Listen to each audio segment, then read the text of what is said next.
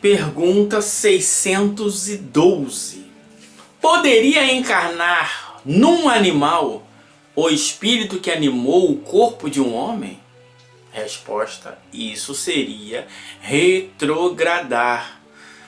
E o espírito não retrograda. O rio não remonta sua nascente. Então, o que é isso? O rio não retoma sua nascente. Existem várias questões. Primeira delas, o corpo do animal não é adequado à manifestação do espírito. Porquanto falta-lhe muitas coisas, o animal ele tem rudimentos do desenvolvimento que não cabe, desenvolvimento cerebral, só para começar por aí, em que não dá condições do homem viver no corpo do animal. É mais ou menos assim, você vai pegar eu posso colocar um motor de Ferrari num Fusquinha, né? Já pensou? Não dá.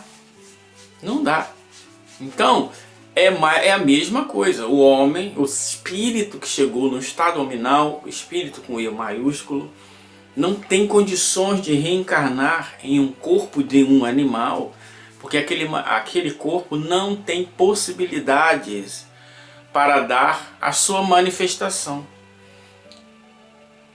Seria, imagine, um ser moral que tem consciência de si encarnar em um corpo que não dá a possibilidade dele ter consciência de si. Ah, mas seria uma expiação. Mas o caráter essencial da expiação é o ser saber que ele está sofrendo as consequências de não ter completado sua prova. Se ele está numa situação em que nula é a possibilidade dele ter consciência de si, qual seria a serventia desta encarnação? Zero. Imagine o seguinte, um aluno ficou reprovado, aí você bota, ó, vou te colocar agora para você fazer exercícios, ok? Para se recuperar. Mas esse exercício vai ser numa sala fechada, hermética, com a luz apagada. Como é que ele vai exercitar? Ele não consegue enxergar nem o lápis, nem o papel. Qual é a utilidade disso? Qual o livro que ele vai conseguir ler? Nenhum. Não, mas ele ficou um tempo lá. Isso aí não tem nada didático. Isso não tem nada didático. Ok? Isso aí é pensamento de confinamento, né? De presídio. Não. O espírito ele tem que passar pelas condições e poder ter a consciência de si. Ora, a alma dos animais não tem consciência de si. O que eles vão fazer, né, em um corpo que tem consciência de si? Também é o contrário, né? É a mesma coisa. Então cada um no seu quadrado, cada estágio com suas ferramentas de manifestação. Então essa ideia é natural que algumas pessoas, né, que têm muita criatividade tendem a querer. Não, falando de tal, ele merece viver como um animal, né? Não, mas teve lá o caso de Nabucodonosor. Nabucodonosor virou animal. Não virou animal nenhum. Virou animal nenhum.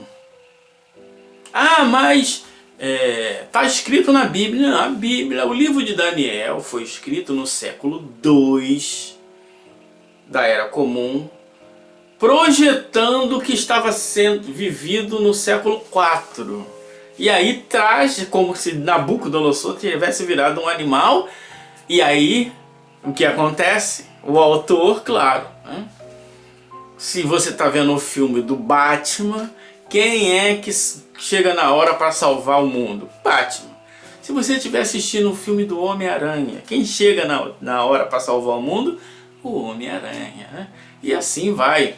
Então, naturalmente, o Nabucodonosor, que conquistou toda aquela região, que fez o chamado cativeiro babilônico, levou a elite dali da região, né? Os israelitas, os judaítas, para a Babilônia, deixou o povão lá, né? Até nisso também, né? Não sobrou ninguém, não ficou ninguém, que não ficou ninguém, rapaz. Pô, isso aí é narrativa muito tola. E aí, quando você vai relatar, né? Pega lá os autores, conseguirem achar muitos, né? Autores de Daniel, não tem nenhum relato que ele virou animal. Claro que não vai ter. Porque quem está narrando, o que acontece? Ninguém consegue interpretar os livros. Presta atenção. Sempre assim. Quem interpreta? Daniel. Quem interpreta? Ninguém consegue interpretar. Quem interpreta? José. Ninguém consegue. Quem consegue? É sempre o dele. É sempre o herói dele, né? Então, os heróis da DC vão sempre salvar o mundo. Não vai ter herói. Não vai aparecer um herói da Marvel. Não vai. Então, o herói judaíta, o Deus judaíta é que vai salvar. E é o Deus judaíta que vai fazer o quê? Punir. Tá, mas ele puniu porque ele era mau, tá bom. Mas por que ele não pune os outros? Por que ele não pune os outros? Por que Hitler não virou um animal? Porque Hitler não tinha, né, talvez um escritor hábil para poder dizer que ele virou um animal. Naturalmente, é exatamente isto. Então, mas está escrito, eu li que está escrito no livro Libertação. Está no livro Libertação que a mulher, ela fez um aborto, e aí o príncipe das trevas, lá das trevas do universo Marvel, do André Luiz, falou: você é uma loba, você é uma loba. E aí teve o fenômeno da licantropia. E aí alguns narradores e comentadores falam assim, tá vendo? Porque nós guardamos as características animais, e aí quando fazemos besteira, o nosso corpo se transforma. Isso é a fina flor daquele que toma o efeito pela causa.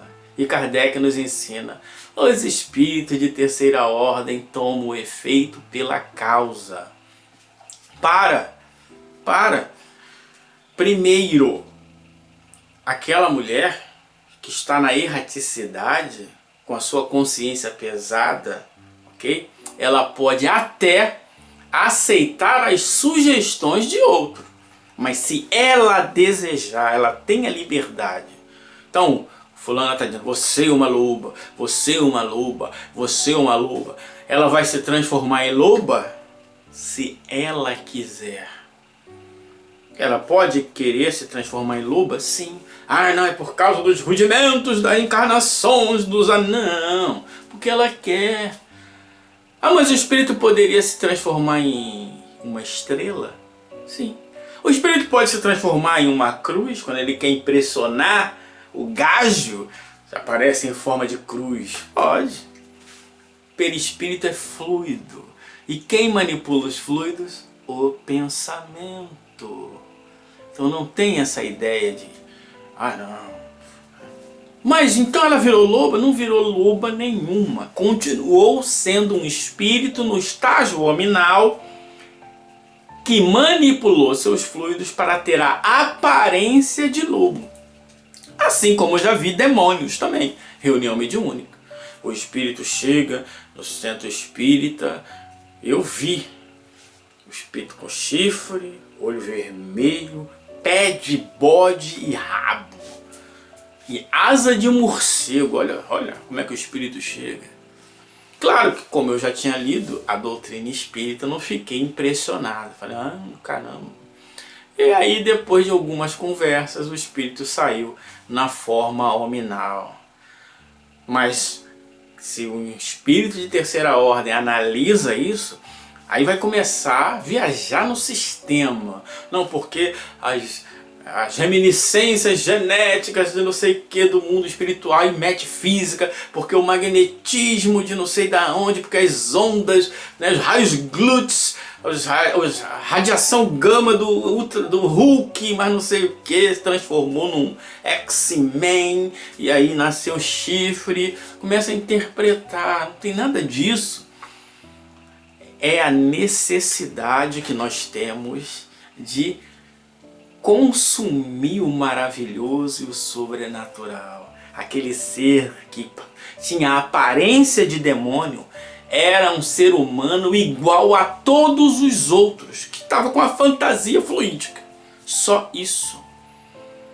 E a mulher que saiu uivando? Ela uivou porque ela quis uivar.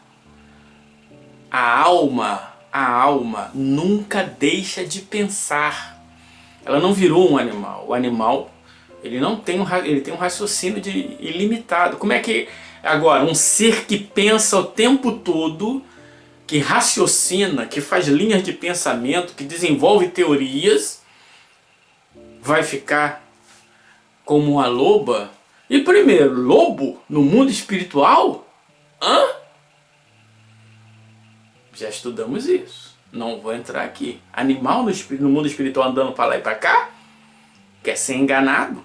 Tem o direito. Vamos aqui para terminar com o nosso amigo Lamennais. O perispírito pode variar e mudar ao infinito. A alma é o pensamento, não muda de natureza. Não vades mais longe por este lado. Trata-se de um ponto que não pode ser explicado. Supondes que, como vós, também eu não perquiro. Vós pesquisais o perispírito, nós outros agora pesquisamos a alma. Esperai, pois. Lamennais, Livro dos Médiuns.